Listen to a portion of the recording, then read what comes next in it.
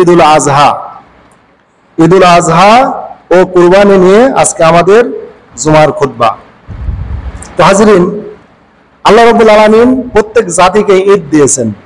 ইন্না লিকওমি ঈদা ওয়া হাযা ঈদুনা।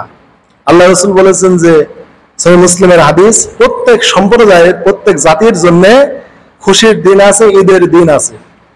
অতএব আমাদের ঈদের দিন হলো দুইটা, একটা ঈদুল ফিতর, একটা ঈদুল আজহা। অতএব এই ঈদুল ফিতর, ঈদুল আজহা, এই দুইটা হচ্ছে মুসলমানদের বাৎসরিক দুইটা উৎসব, সবচাইতে বড় উৎসব। কিন্তু এই উৎসবটা নিছক কোনো দুনিয়াবি কোনো উৎসব নয়।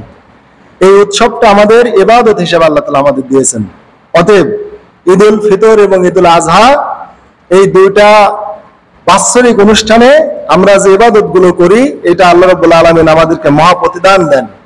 আমরা ঈদের সালাত আদায় করি, আমরা কুরবানি করি, এগুলো সবকিছু আল্লাহ আমাদের ইবাদত হিসাবে দিয়েছেন। তো হাজিরিন, ইসলামের যত উৎসব আছে এগুলো আসলে নিজেকে কেন্দ্র করে নয়।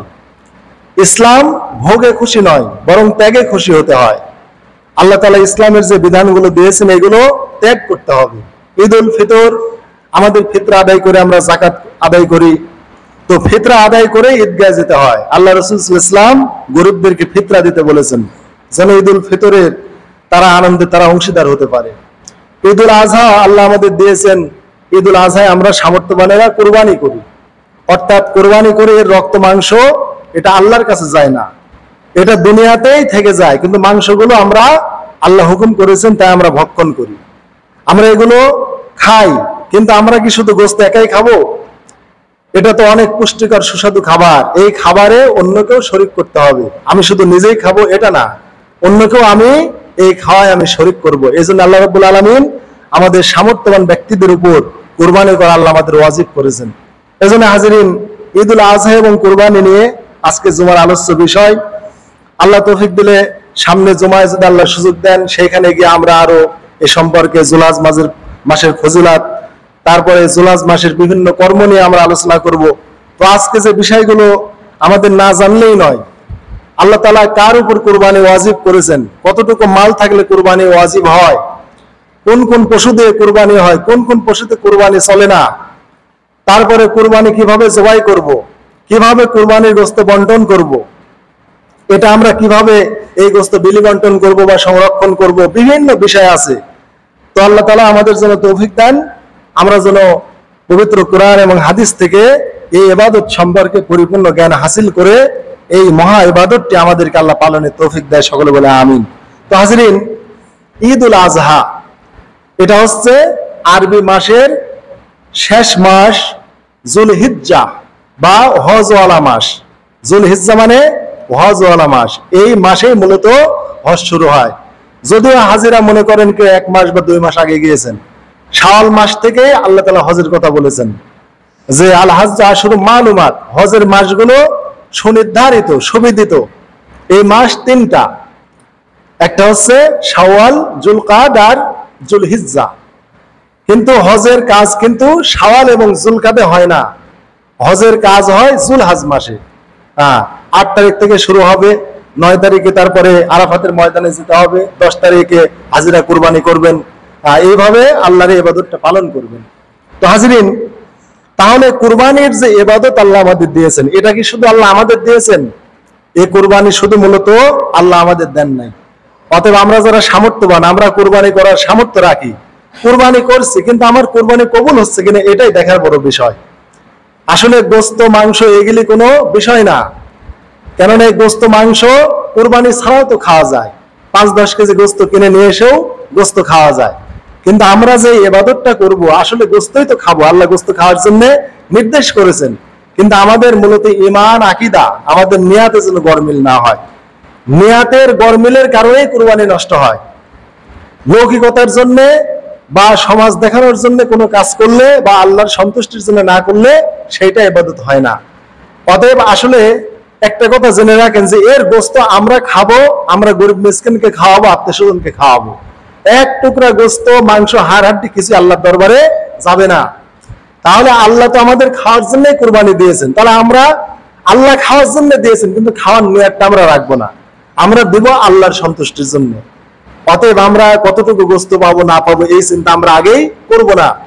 এই চিন্তা করলে কিন্তু আমার কুরবানি নষ্ট হয়ে যায়। তো হাজিরিন, কুরবানির আদি ইতিহাস হলো হযরত আদম আলাইহিস সালাম, আমাদের আদি পিতা, আমাদের যিনি প্রথম পিতা, যার মাধ্যমে মানুষের বংশ বিস্তার, তার দুই সন্তান হাবিল এবং কাবিল, এই দুইজনের মাধ্যমে কুরবানির প্রচলন হয়। তার আগে কোনো কুরবানির সিস্টেম ছিল না। আল্লাহ রাব্বুল আলামিন কুরআনুল কারীমে সূরা মায়েদার মধ্যে তার নবীকে জানিয়ে দিয়েছেন, ওয়াতলু আলাইহিম নাবা আবনাই আদম বিল হক, আপনি আদমের দুই সন্তানের সত্য সত্য কাহিনী আপনি তাদেরকে শোনায় দেন। অর্থাৎ পৃথিবীতে যারা আছে, আপনার সাহাবী হোক, সে ইহুদি হোক, খ্রিস্টান হোক, পৃথিবীতে যত মানুষ আছে তাদেরকে আপনি আদমের দুই সন্তানের সঠিক কাহিনী আপনি পাঠ করুন, তাদের কাছে বর্ণনা করুন। এজন্য হাজিরিন, কাহিনী যখন বর্ণনা করা হবে, সঠিক কাহিনী বর্ণনা করতে হবে। আমরা সঠিক কাহিনী বাদ দিয়ে সমাজে বিভিন্ন কিচ্ছা কাহিনী আমরা বলি, কিচ্ছা কাহিনী বলা যাবে না। কোরআনে যে সঠিক কাহিনীগুলো আছে সেগুলি বলতে হবে। হাবিল কাবিলের যে সঠিক কাহিনী কোরআনে আছে সেটা বলতে হবে। ইব্রাহিম ইসমাইল আলাইহিস সালামের সঠিক যে কাহিনী কোরআনে আছে সেটা বলতে হবে। হযরত ইউসুফ জুলাইখার যে সঠিক কাহিনী আছে সেটা বলতে হবে। ফেরাউনের যে কাহিনী আছে সেটা বলতে হবে। আল্লাহ রাব্বুল আলামিন কোরআনে বলেছেন, নাহানু নাকুসসু আহসানাল কসাস, এই কোরআনের মধ্যে আমরা সুন্দর সুন্দর কিসসা বর্ণনা করেছি। তাহলে আল্লাহ নিজেই বলেছেন, নাহানু নাকুসসু আহসানাল কসাস, হে আল্লাহর নবী, আপনার প্রতি যে ওহী নাজিল করেছি সূরা ইউসুফ আল্লাহ জানাচ্ছেন, এই কোরআনের মধ্যে আমরা সুন্দর সুন্দর কিসসা আমরা বর্ণনা করেছি। তাহলে এই কোরআনে অনেক সুন্দর সুন্দর কিসসা আছে, আল্লাহই বলেছেন। তাহলে কোরআনের এত সুন্দর কিসসা বাদ দিয়ে আমরা অন্যদিকে কেন যাব? এই জন্য হাজিরিন, কোরআনের যে কিসসা কাহিনী, এগুলো মানুষের শিক্ষার জন্য আল্লাহ দিয়েছেন। এই কাহিনীগুলো নিছক কোনো মানুষের আনন্দের জন্য নয়, বরং কাহিনীগুলো বর্ণনা করে আল্লাহ বলেছেন, ফাতাবিরু ইয়া উলিল আলবাব, ফাতাবিরু ইয়া উলিল আবসার, হে চক্ষুষ্মানেরা, হে জ্ঞানীরা, এই যে কাহিনী ইতিহাস বর্ণনা করলাম, এখান থেকে তোমরা শিক্ষা হাসিল করো, ইবরত হাসিল করো তোমরা। এই জন্য আল্লাহ তাআলা কুরবানির আদি ইতিহাস আল্লাহ তাআলা কোরআনে যেটা উল্লেখ করেছেন সূরা মায়েদায়, তা হচ্ছে হযরত হাবিল আর কাবিল। তো যাই হোক, হাবিল কাবিল আল্লাহ বলেছেন, ইসকররাবা কুরবানান ফাতাকাব্বালা মিন আহাদিহিমা ওয়া লাম ইউতাকাব্বাল মিনাল আখার। আল্লাহ বলেছেন হাবিল কাবিল দুই ভাই কুরবানি করলো। একটা জিনিস জেনে রাখেন, আল্লাহ শুধু আদমের দুই বেটার কথা কোরআনে বলেছেন, ওয়াতলু আলাইহিম নাবা আবনাই আদম বিল হক, আদমের দুই বেটার সত্য কাহিনী আপনি পাঠ করে শোনান। এই দুই বেটার নাম কিন্তু কোরআনে নাই, এই দুই বেটার নাম কোরআনে নাই, তাদের কাহিনীটা আল্লাহ কোরআনে দিয়েছেন। আসলে এখানে একটা জিনিস দেখেন, স্বয়ং আল্লাহ রাব্বুল আলামিনও মানুষের অনেক সময় তার মানে বিশেষ্যটা, তার নামটা, তার সাবজেক্টটা, তার যে নাম মেনশন আল্লাহ অনেক সময় করেন না। অনেক কাহিনীতে অনেক বিষয়ে আল্লাহ নিজেও নাম মেনশন করেন না। নাম বলতে হবে এরকম না, কাহিনীটাই মূলত উদ্দেশ্য, তাদের নামটা উদ্দেশ্য না। এই জন্য আল্লাহ তাআলা কোরআনে যে সবসময় ওই লোকের নাম ধরে কিসসা বলবেন তা না। কত কিসসা আল্লাহ নাম ধরে করেছেন, যেমন ফেরাউনের নাম ধরে আল্লাহ তার কিসসা বর্ণনা করেছেন, কিন্তু হাবিল কাবিলের কাহিনীটা তাদের নাম ধরে করেন নাই। তাদের নাম না উল্লেখ করে আল্লাহ হাবিল কাবিলের কাহিনীটা বর্ণনা করেছেন। আবার ইউসুফ জুলাইখার কাহিনী আল্লাহ কোরআনে বর্ণনা করেছেন, কিন্তু দেখেন জুলাইখার নামটা কোরআনে নাই, কিন্তু ইউসুফের নামটা আছে। ফেরাউনের আসিয়ার কাহিনী আল্লাহ কোরআনে বর্ণনা করেছেন, সূরা তাহরিমের শেষের দিকেও আছে। বিভিন্ন জায়গায় ফেরাউনের কথা, আসিয়ার কথা কোরআনে আছে, কিন্তু আসিয়া নামটা আল্লাহ কোরআনে উল্লেখ করলেন না। আল্লাহ তাআলা কারো নাম মেনশন করলেন না, কিন্তু আল্লাহ তার কাহিনীটা আমাদের শিক্ষার জন্য আল্লাহ বর্ণনা করলেন। তো হাবিল কাবিল কেন কুরবানি করেছিল এটাও কোরআনে নাই, যে তারা কি কারণে কুরবানি করেছিল। তবে তাফসীরের আলোকে যেটা অনুমিত হয় সেটা হচ্ছে, তাদের একটা বৈবাহিক বন্ধন নিয়ে তারা আল্লাহ তাআলার নির্দেশ পালন করতেছিল না। সেটা হচ্ছে কাবিল। কাবিল ছিল বড়, হাবিল ছিল ছোট। আমাদের সমাজে যদিও বলা হয় হাবিল কাবিল, মানে আমরা হাবিলকে বড় আগে রেখেছি, কাবিলকে পরে নিয়ে গেছি। হাবিল কাবিল, আসলে মূলত কাবিলই বড়, হাবিলই ছোট। এই জন্য আমাদের সমাজে অনেকে হয়তো বিশ্বাস করে যে হাবিল বড় কাবিল ছোট, আসলে তা না। কাবিল হাবিল, হাবিল কাবিল না। তো যাই হোক, এটা বড় উদ্দেশ্য না। যেটা উদ্দেশ্য সেটা হচ্ছে হাবিল এবং কাবিল, আল্লাহ রাব্বুল আলামিন মানব বংশ বিস্তারের জন্য আল্লাহ আদম আলাইহিস সালামের স্ত্রী আমাদের প্রথম মা যিনি হাওয়া আলাইহিস সালাম, তার গর্ভে একই বছরে একটা ছেলে হতো, একটা মেয়ে হতো, পরের বছরে একটা ছেলে মেয়ে হতো। তা আল্লাহর নির্দেশ ছিল এই বছরে যে ছেলে হবে পরের বছর যে মেয়ে হবে তার সাথে বিয়ে হবে, আর পরের বছরের ছেলেটা আগের বছরের মেয়ের সাথে বিয়ে হবে, এরকম বা উল্টা হতে পারে, এরকম উল্টা পাল্টা আল্লাহ বিবাহের বন্ধন করেছিলেন। কিন্তু একই সাথে মায়ের পেটে যে দুই ভাই বোন হয়েছে তাদের বিবাহ আল্লাহ হারাম করেছিলেন। এই জন্য আল্লাহ মানব বংশ বিস্তারের জন্য আল্লাহ ভাই বোনের বিবাহ আল্লাহ এক সময় রেখেছিলেন এক সিস্টেমে, কিন্তু এর উদ্দেশ্য এইটা না যে এখনো ভাই বোনের বিয়ে হবে। এটা আমার উম্মতে মুহাম্মাদের শরীয়তে নাই। শুধুমাত্র উম্মতে মুহাম্মাদের 7ম হিজরি শতকের এক শ্রেণীর কারামাতিয়া বাতেনিয়া ফেরকার উদ্ভব হয়েছিল। তাদের উবাইদুল্লাহ কারামিতা, এই কারামিতা সম্প্রদায়ের কিছু আলেম বা কিছু নেতা ভাই বোনের বিবাহ জায়েজ করেছিল। তারা আমারই উম্মতে মুহাম্মাদের এক শ্রেণীর ফিরকা।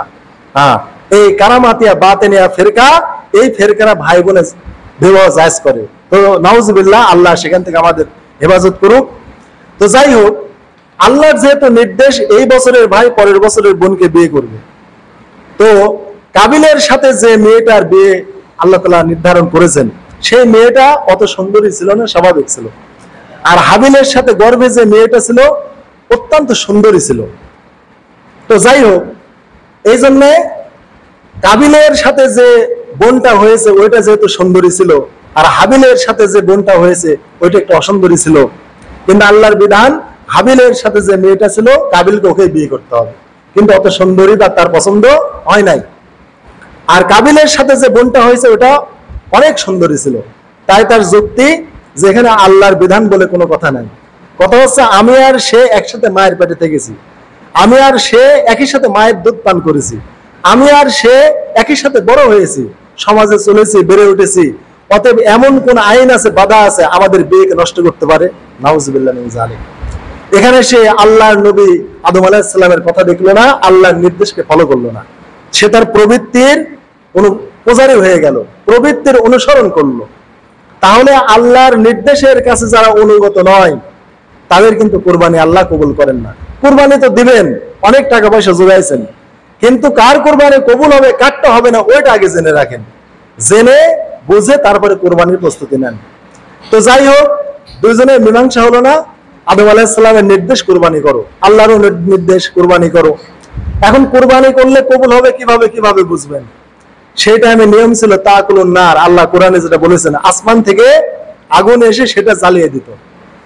আর কেনই বা দিবে না, ভালো করে জেনে রাখেন। আসলে ইসলামই সবচেয়ে সুন্দর। আগুন দিয়ে কুরবানির পশু জ্বালিয়ে দিলে ছাই হয়ে গেলে কোনো উপকার আছে? উপকার নাই। কিন্তু ওটা যদি মানুষ খায় তাহলে উপকারে আসবে। তো যাই হোক, আদম আলাইহিস সালামের যে কোনো গরিব মিসকিন ছিল না, এই জন্য কুরবানি খাওয়ার কোনো সিস্টেম ছিল না। তারপরে এই সিস্টেমে ইহুদি খ্রিস্টানরাও তাদের কুরবানির পশুকে আগুনে পুড়িয়ে দেয়। অর্থাৎ আগে আসমান থেকে আগুন এসে কুরবানি পুড়িয়ে দিত, আর ইহুদি খ্রিস্টান পরবর্তীতে নিজে আগুন জ্বালিয়ে কুরবানির পশু পুড়িয়ে দিত। এই পোড়ানোর সিস্টেম ইহুদি খ্রিস্টানদের এখনো ওদের মাঝে বহাল আছে, কিন্তু এগুলোতে কোনো উপকার হয় না। এই সিস্টেম দাউদ আলাইহিস সালামের যুগে, মুসা আলাইহিস সালামের যুগে, বিভিন্ন যুগে ইহুদি খ্রিস্টানরা এটা চালু রেখেছিল।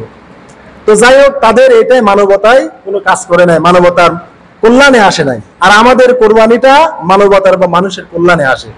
তো হাজরিন, আল্লাহ রাব্বুল আলামিন নির্দেশ দিলেন, হাবিল আলাইহিস সালাম উনি পশুপালন করতেন, মোটা তাজা একটা দুম্বার বা ছাগলের ব্যবস্থা করলেন। আর কাবিল কৃষি কাজ করত। তাও আবার সে কি করলো, ওই ফলের মধ্যে বা শস্যের মধ্যে যে বীজগুলি ছিল, দানাগুলি ছিল, ওইগুলো সে খেয়ে ভুসিগুলো রেখে এসেছিল। আল্লাহ আসমান থেকে আল্লাহ আগুন পাঠালেন, হাবিলের কুরবানি কবুল হয়ে গেল, পুরো ছাই হয়ে গেল, কাবুল একটা হলো না। তখন সে কি করলো, আল্লাহ কোরআনে বলেছেন লাখ তুলান নাকা। কাবিল রাগের বশবর্তী, জেদের বশবর্তী হয়ে বললো তোকে আমি খুন করে ফেলবো। এখন দেখেন, তখন হাবিল আলাইহিস সালাম বললেন যে হে ভাই, তুমি যদি আমাকে খুন করার জন্য আমার দিকে হাত বাড়াও, আমি তোমাকে হত্যা করার জন্য আমার হাত তোমার দিকে বাড়াবো না। ইন্নী উরিদু আন তাবুআ বিইসমি ওয়া ইসমিক ফাতাকুনা মিন আসহাবিন নার।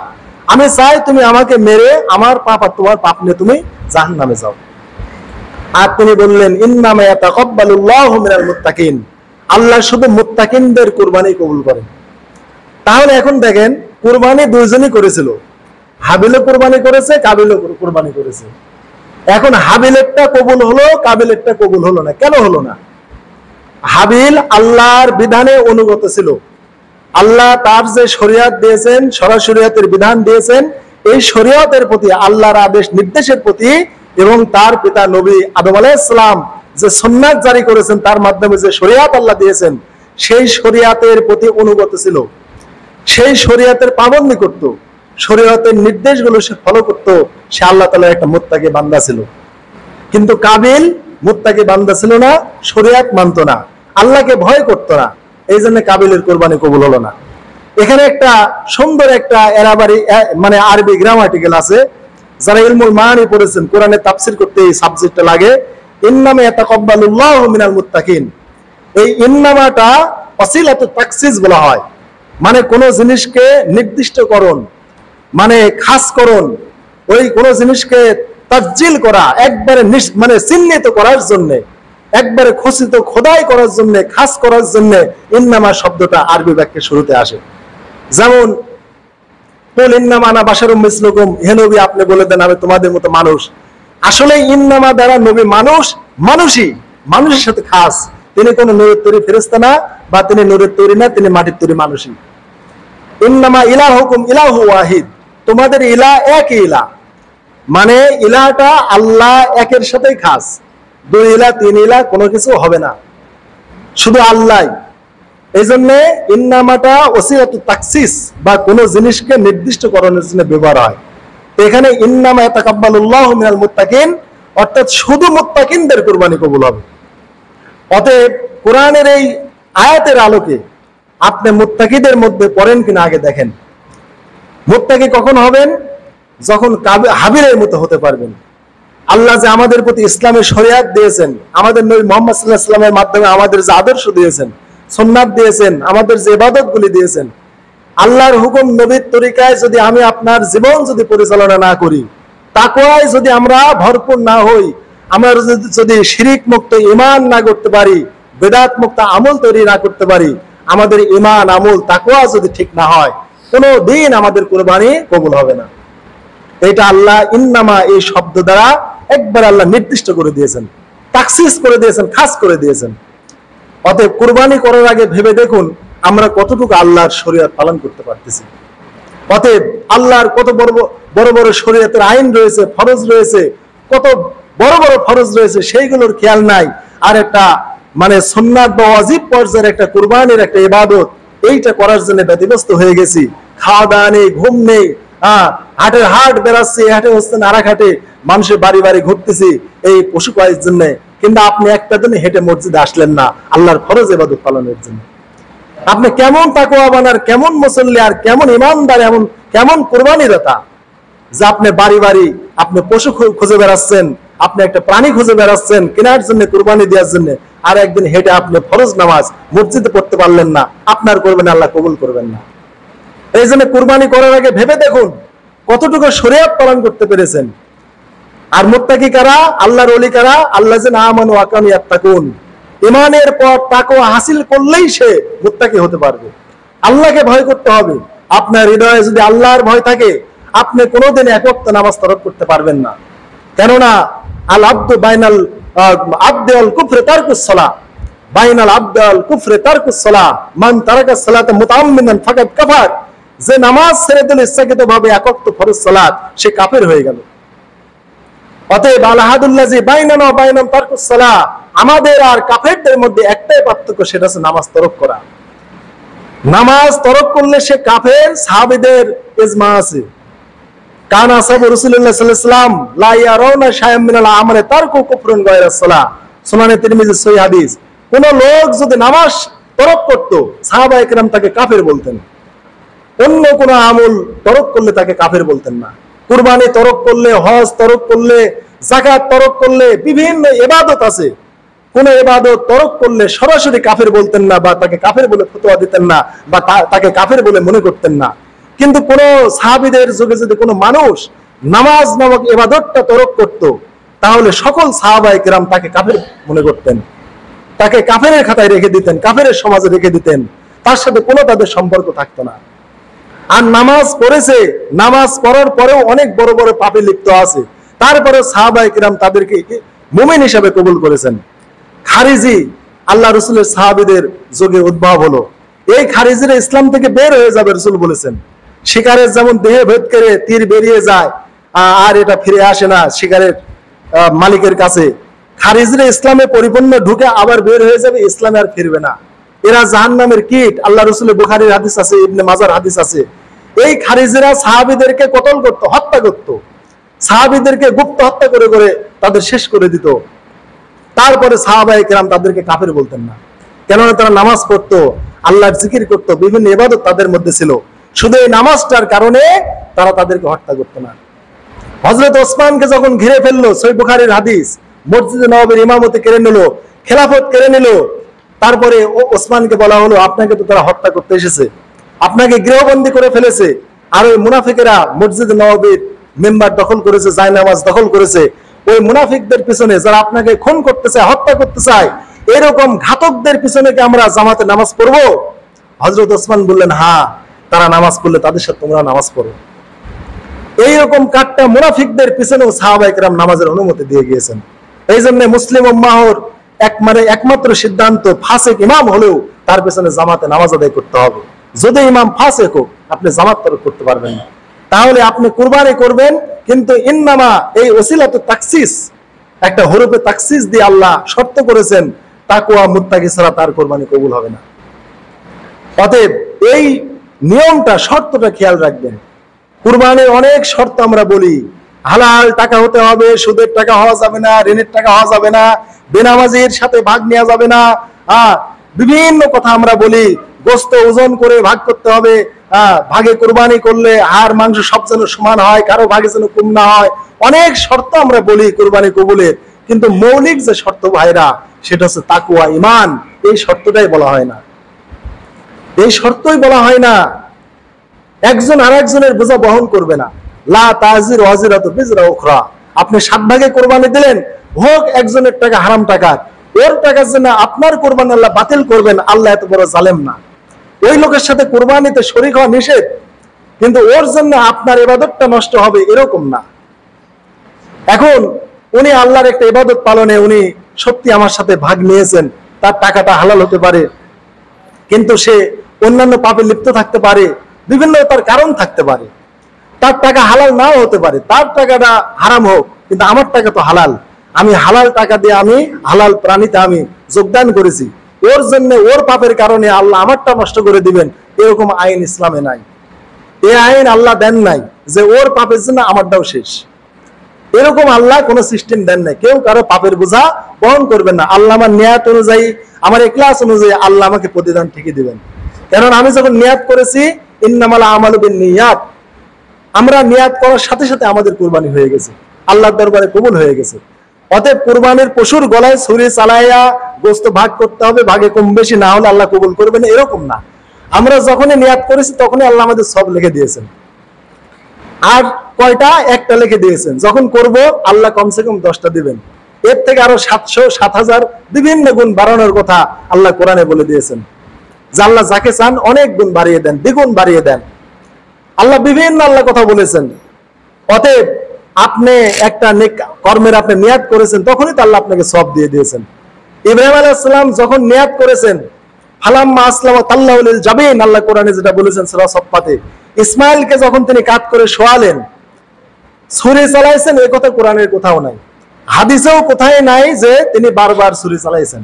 ছুরি চালানোর কথা মুফাসসিরে কিরাম বলেছেন যে এই কাঁধে শোয়াইছেন, ছুরি চালাইছেন, কাটেন নাই, ওই মুখ করেছেন, কাটে নাই, উপর করেছে, কাটে নাই, অনেক দূরে ফেলে দিয়েছে, পাহাড় কেটে গেছে, পাথর কেটে গেছে, তারপরে উটের গলায় ছুরি চালা পরীক্ষা করেছে, এত এত করেছে, যা আছে সব কাহিনী। এগুলো হাদিস কোরআনের কথা না। কুরবানি কেন্দ্রিক অনেক মিথ্যা কাহিনী আমাদের সমাজে আছে। তো যাই হোক, যখনই অনুগত হয়েছে বেটাও কুরবানি করবে, বাপ বেটাকে কুরবানি করবে, বেটাও কুরবানি হতে প্রস্তুত।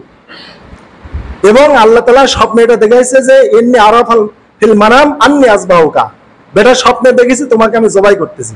ডাইরেক্ট জবাই করাটাই দেখেছেন, তোমাকে আমি জবাই করছি। তো যাই হোক, বেটাকে জানালেন, বেটাও রাজি হয়ে গেল। বাপ বেটা যখন দুজনে রাজি, তখনই আল্লাহ তাআলা ইব্রাহিমকে ডেকে বললেন যে ইব্রাহিম কদ সাদ্দাকতা রুইয়া, তোমার স্বপ্ন সত্য হয়ে গেছে। কিন্তু এখানে ইসমাইল কিন্তু কুরবানি হন নাই। তিনি ইসমাইলের দিকে ছুরি চালাতে উদ্যত হবেন, ওই টাইমে একটু তাকিয়ে দেখলেন পাশে একটা দুম্বা আছে, বিজিবিন আজিম, যেটা আল্লাহ কোরআনে বলেছেন একটা হুষ্টপুষ্ট একটা বড় সাইজের বিশাল সাইজের একটা জবেহ তিনি তাকিয়ে দেখলেন আছে, ওইটা তিনি ধরে এনে আল্লাহর নামে তিনি কোরবানি করলেন। তাহলে এখানে নিয়াতের কারণে সওয়াব হয়ে গেল। এই জন্য হাজিরিন, কুরবানির যে বড় শর্ত আপনি এই কাজটা করবেন যে সেটা তাকওয়া, আল্লাহর ভয়ভীতি আপনার হৃদয়ে আনতে হবে। আর কোন মানুষের হক নষ্ট করবেন না। কোন মানুষ আছেন জমির আইল ঠেলেছেন, জমির ফসল নষ্ট করেছেন, মানুষের হক নষ্ট করেছেন, দোকান বাকি খেয়েছেন, ঋণের বোঝা মাথায় আছে, আপনি কুরবানির জন্য ব্যস্ত হয়ে গেছেন। কত মানুষের আপনি হক নষ্ট করেছেন। এই কাবিল মানুষের হক নষ্ট করেছিল, অতএব হত্যার একটা মহা গুনাহ তার আমলনামায় আছে। কিয়ামতের আগে যত হত্যা হবে একটা অংশ এই কাবিলের আমলনামায় যাবে। সহিহ বুখারীর হাদিস, রাসূল বললেন লিয়ান্নাহু মা আউয়ালু সান্নাল কতল, কেননা সে প্রথমে হত্যার সুন্নাত জারি করেছে। তার আগে মানুষ জানতো না কিভাবে মানুষকে খুন করে। তো যাই হোক হাজিরিন, এই জন্য কাবিলের আমলনামায় একটা অংশ চলে যাবে। অতএব যারা বান্দার হক নষ্ট করেন, আল্লাহকে ভয় করেন না, তাকওয়া নাই, নামাজ আদায় করেন না, এরকম মানুষের কুরবানির কোনো প্রয়োজন নাই। একমাত্র নামাজ মানুষ ঈমান এবং কুফরের মধ্যে পার্থক্য। আল্লাহ যেটা কোরআনে বলেছেন ফাসাল্লি লিরাব্বিকা ওয়ানহার, এমন কোন নামাজি মুসল্লি নাই যে সূরা কাউসার জানে না। কেননা কোরআনের সবচেয়ে ছোট সূরা, যেটা যারা মাঝে মাঝে নামাজ পড়ে তারা এই সংক্ষিপ্ত ছোট সূরাটা তারা মুখস্থ করে নেয়। এখানে আল্লাহ বলেন ফাসাল্লি লিরাব্বিকা, তোমার রবের জন্য আগে সালাত আদায় করো, ওয়ানহার, তারপরে তুমি নহর করো, রক্ত প্রবাহিত করো। অতএব রক্ত প্রবাহিত কুরবানি পরে আর নামাজ আগে, কিন্তু আপনার নামাজটাই নাই। আল্লাহ অন্যত্র বলছেন ইন্না সলাতি ওয়া নুসুকি, আগে আমার নামাজ, তারপরে আমার নুসুক, আমার কুরবানি। তাহলে ইন্না সলাতি, আগে আমার সালাত, ওয়া নুসুকি, তারপরে আমার কুরবানি।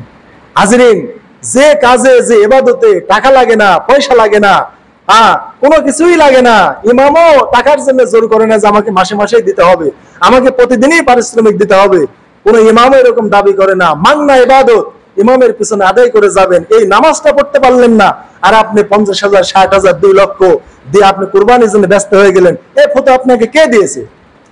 এই ইসলাম কোথা থেকে শিখেছেন? এটা ইসলামী শিক্ষা না হাজিরিন। অতএব সালাত আগে আদায় করেন, সালাত ছাড়া নামাজ তার কুরবানি হবে না। শুধু কি তাই, কেউ যদি ঈদের নামাজ আদায় না করে কুরবানি করে, তারও নামাজ, তার কুরবানি হবে না।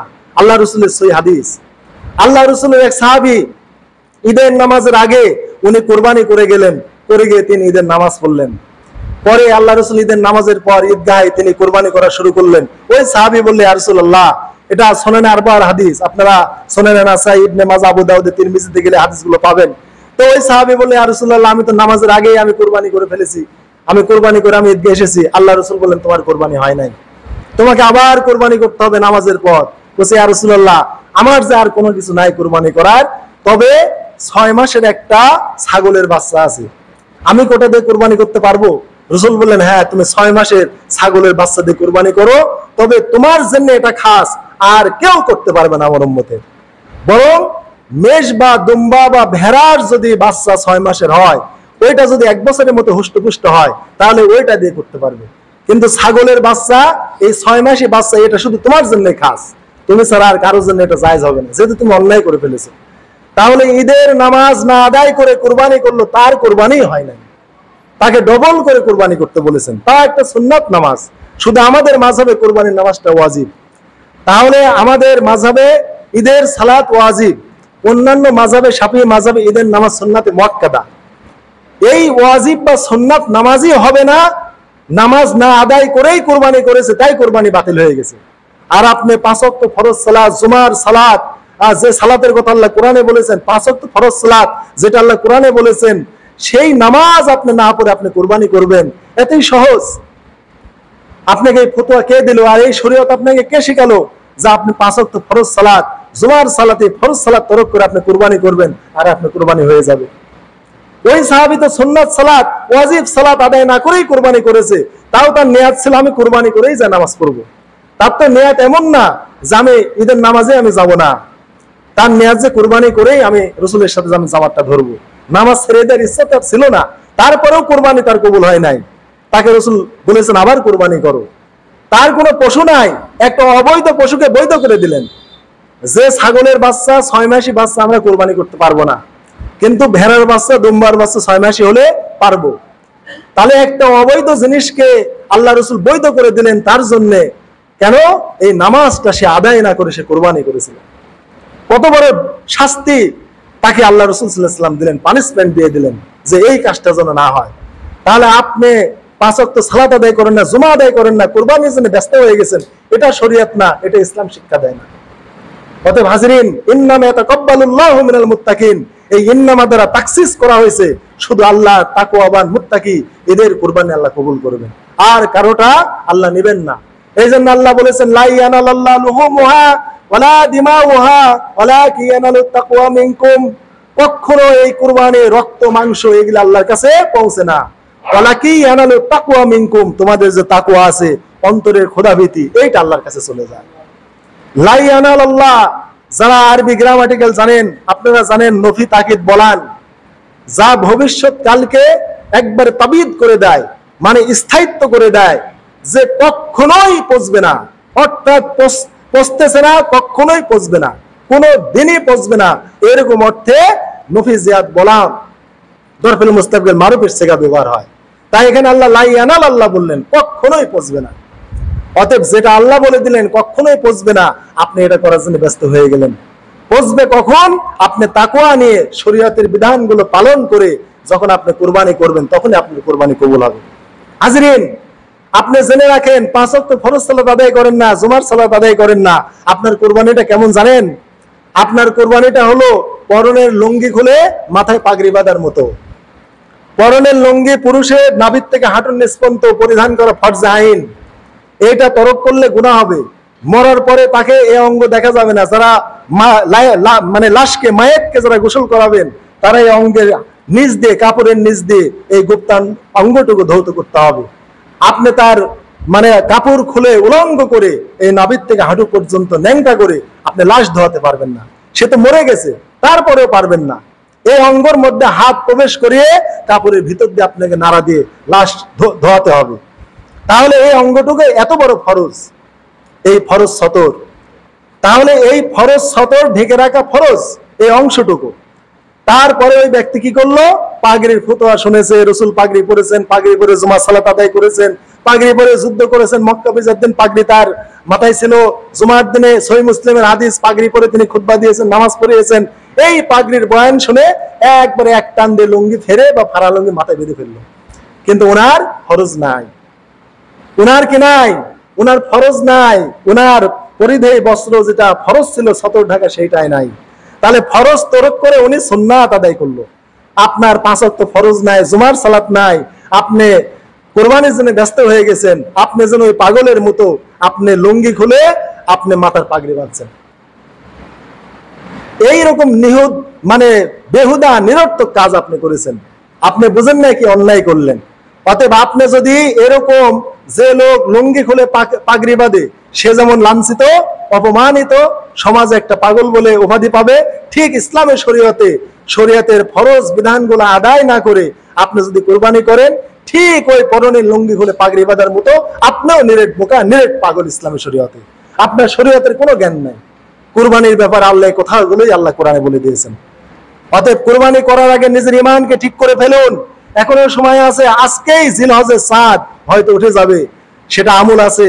রাসূল বলেছেন সহিহ মুসলিমের হাদিস, ইজা রাআইতুম হিলালান জিল হিজ্জাতি ওয়ারাদা আহাদুকুম আইদাহিয়া, তোমাদের যে ব্যক্তি জিলহজ মাসের চাঁদ দেখবে আর সে ব্যক্তি কুরবানির নিয়াত করেছে বা কুরবানির পশু ক্রয় করবে বা ক্রয় করে ফেলেছে, ফাল ইমসিকান শারি ওয়াসপারিহি, তাহলে সে যেন তার মাথার চুল না কাটে, নখ না কাটে, হাত্তা ইদাহিয়া, যতক্ষণ না কুরবানি করবে।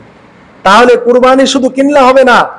আপনি কুরবানি কিনলেন, কুরবানির পশু আপনি ঠিকই আপনি বাড়িতে রাখলেন, কিন্তু আপনার মাথার চুল আপনি কেটে ফেললেন, আপনি দাড়িগুলো চাঁচতেছেন, আপনি নখ কাটতেছেন, এই 10 দিনের আমলগুলো আপনি করতে পারলেন না কেন?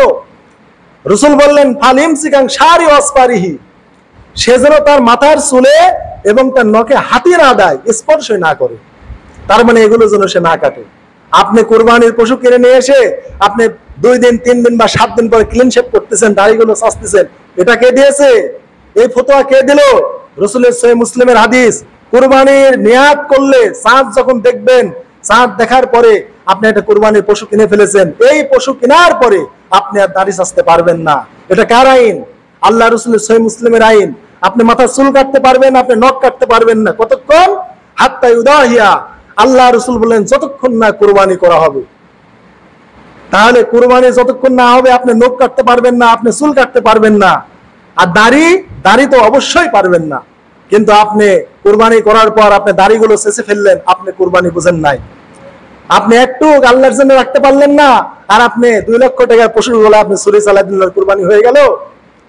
ভাইরা, গরিবের জন্য একটা হাদিস আছে, দুর্বল হাদিস, সুনানে আবু দাউদ, নাসাই, মিশকাতের হাদিস। এক লোক বললে, ইয়া রাসূলুল্লাহ, আমার কাছে একটা পশু আছে, কিন্তু এটা আমি মালিক না। আমরা যেটাকে বর্গাদিয়া বা ভাগে পালা বলি, অর্থাৎ পালিত পশু, যেটা দুধ দহন করে আমার সংসার চলে, কিন্তু এর মালিক আমি না। আমি কি করবো ইয়া রাসূলুল্লাহ? আমি কিভাবে কুরবানি দেই? রাসূল বললেন, তুমি জিলহজে চাঁদ উঠলে তুমি চুল কেটো না, গোপ কেটো না, হাতের ছাড়া কেটো না, নাভির নিচের পশম এভাবে রেখে দাও। তারপরে কি করো? ঈদের নামাজের পর তুমি তোমার মাথার চুল কাটো, গোপ ছোট করো, আঙ্গুলের নখগুলো কাটো, আর নাভির নিচের পশমগুলো মুন্ডে ফেলো। তিলকা তামামু উযহিয়াতিকা ইনদাল্লাহ। তোমার এই কাজটা আল্লাহর কাছে পূর্ণাঙ্গ কুরবানি হয়ে যাবে। সুবহানাল্লাহ বিহামদিহি। এটা সুনানে আবু দাউদের হাদিস। সনদে দুর্বল আছে, কিন্তু আমলের ফজিলতে হাদিসটা গৃহীত।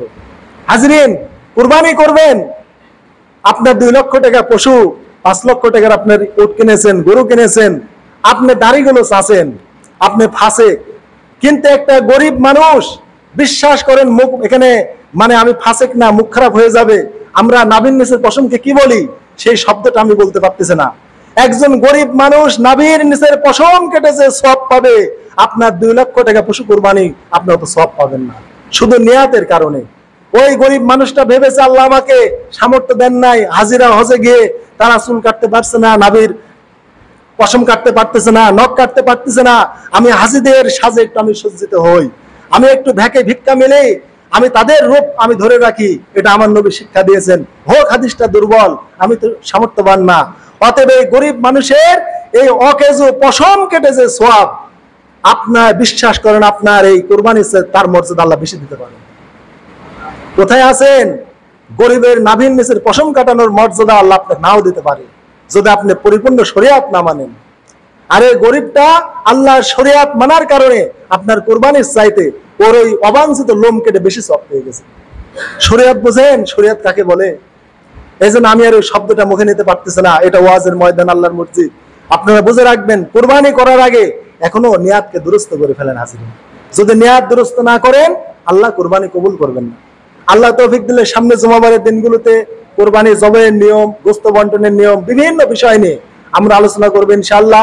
আরেকটি বিষয় বলে রাখি, আপনারা আয়ামে তাশরিকের দিনগুলোতে, অর্থাৎ জুলহাজের 9 তারিখের ফজর হতে 13 তারিখের আসর পর্যন্ত যে তাকবীরে তাশরিক আছে, এটা অবশ্যই পাঠ করবেন।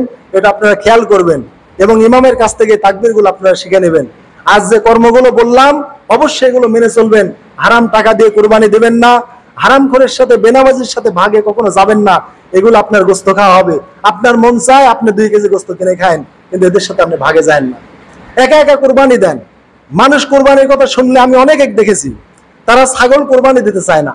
তারা বলে কি, ছাগলের গোশত গন্ধ লাগে। নাউজুবিল্লাহ মিন যালিক।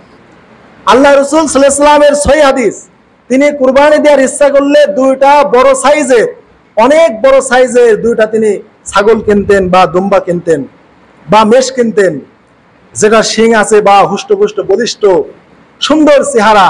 ওইটা কুরবানির দিন তিনি একটা উম্মতে মুহাম্মাদের পক্ষ থেকে কুরবানি করতেন, আরেকটা নিজ পরিবারের পক্ষ থেকে কুরবানি করতেন।